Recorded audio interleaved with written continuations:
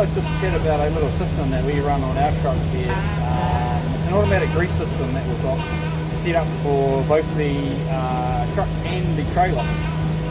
Now basically it's just a system that you don't do any greasing really. You know, that's the basic of it. We only have 2 grease points on the entire unit that we need to hand grease, and that's basically the toolbox hinges.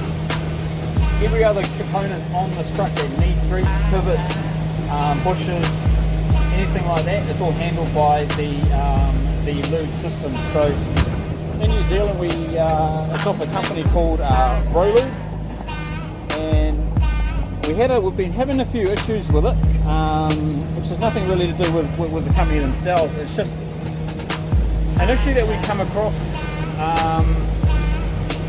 which I'll run into. I'll run you through, and I thought it'll just be a good heads up to anyone that's running the system or looking at running the system.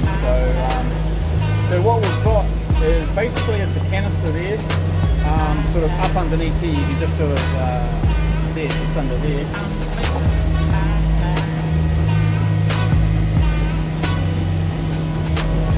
So we've got one of those canisters on both the truck and the trailer. Now the problem that we were having is on that system, you can see just in there, it's basically a main line that comes out of that canister, and it feeds a whole lot of distribution blocks. Now this is one of the distribution blocks here. Now what we were having is the main feed hose from basically the grease canister was blowing off. So we've had one actually pierce through the line itself. Another time it actually stripped the outer sheathing on the hydraulic hose, just stripped it straight off, blew the hose out. And another time we actually had grease basically pressing past sort of this area over here. It was actually basically coming out. So don't quote me on the operating pressure, but I know it's a lot. So yeah, so basically what I did is essentially we didn't know what was going on. We just thought it was a faulty line, and so of course we got the line replaced, and thought all was good. About a week later, like I said before, it was started to basically blow the line right out of the fitting and push grease past the fitting. So what I basically did was I started from the canister and worked my way back along the system. Now, off of that one canister, it comes through to a distribution block. This one here. So you can see in here. So this is the main feed line, just under here. So this is actually the line that comes from the canister, and then you'll be able to see all of these. It actually distributes to the various points. So this is one of, I believe, 3 along the entire unit. So what I basically found is that the distribution block, which is, I'll show you in a second further down, was actually blocked. Now how this come about was, you can just see that one there. So this one here was actually blocked, and what had happened is the grease had obviously dried up. So at one stage the system went dry, so we couldn't get grease into the system, and it was probably about a week before we could get the grease refilled. And in that time, the grease had actually gummed up inside the distribution block. Now it had a consistency of like dry toothpaste. Now the only reason I found that was basically, like I said before, I worked my way back from the canister, followed that line right along to this one over here, and basically powered the system up. We got grease through the supply line, which was basically telling me all's good. So next what we did is we basically checked all the lines and made sure that they were all good. That was fine, we were getting grease through that. So I went back and we basically went to the next distribution block.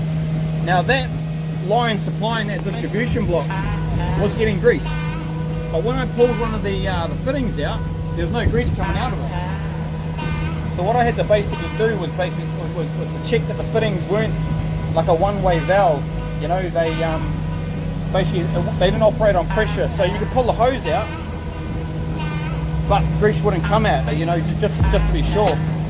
Everything was fine there. Cleaned all the little fittings out, all the push lock fittings that have the nylon hoses that go through it. Basically, this is exactly what we've got here. So cleaned all these, pulled the lines out, and actually inside here there's little ball valves right in the tip that goes inside this distribution block. So there's a little ball valve in here that stops the grease basically pushing back. So it'll come out through the fitting, but the ball valve won't actually allow grease to basically be cycled back in. So cleaned all that out, and then figured out, well, okay, if it's getting through the supply line but it's not coming out here, it's got to be something in the block. So we got a piece of wire and run it down through this fitting up the top here, and that's where we found the consistency of the grease was all dried up. And the hole in the bottom of these fittings here is tiny. I'd probably maybe 2 mil if that. So when you know, obviously with all of these blocked up, there's no way that system was going to push the grease. And because it's so far away from the canister, the pressure at that end was huge. So of course the first place it's going to blow is right at the canister. So basically what I'm basically getting at is, if you guys are running the system, make sure you don't run out of grease, and if you do, get it filled up as soon as you can. Because if that grease runs dry, you're essentially going to run into the same problems I did, which is it's a big pain in the ass. Because what we were doing is all of our, you can see down through here, all of the grease joints, all the ball joints, all the tie rods, kingpins, they're all basically running dry. And you don't want them running dry because they'll start flogging themselves out real quickly. So and the only reason I sort of picked up on it was because this point, just under here, was basically running dry. So this is basically the main pivot for the hoist. And this is the furthest part apart from the ring feeder that gets the grease fitting. So I knew if it was dry here, we're having a problem with the other end. So basically, if we were getting grease here, it's getting grease to the whole system. So that's basically what I found. Apart from that, the system's awesome. You know, it's peace of mind. You don't have to book a grease in. Like, if you were to go through and grease this entire unit by hand, you can say goodbye to a couple of hours and probably maybe 2 to 3, normal canisters of grease, depending on how many you've got to grease, obviously. But that's the distribution block up there. Like I said, it runs all the way through. So yeah, great system. The guys are really good to deal with. But like I say, now that I know that, what caused the issue, I'll definitely be keeping an eye on it in the future, and making sure that we don't run low on grease, or basically run out of grease and dry the system out. Because yeah, absolute mission. So apart from that, she's all good. So it's just a bit of a heads up if you guys are thinking of running the system, or anyone does run the system on their units, owner operators, drivers as well, something to keep an eye on. Keep an eye on all the bushings, make sure there is fresh grease coming through. We run like a blue coloured grease, so if you're seeing fresh blue grease just coming out of the fittings, it's good.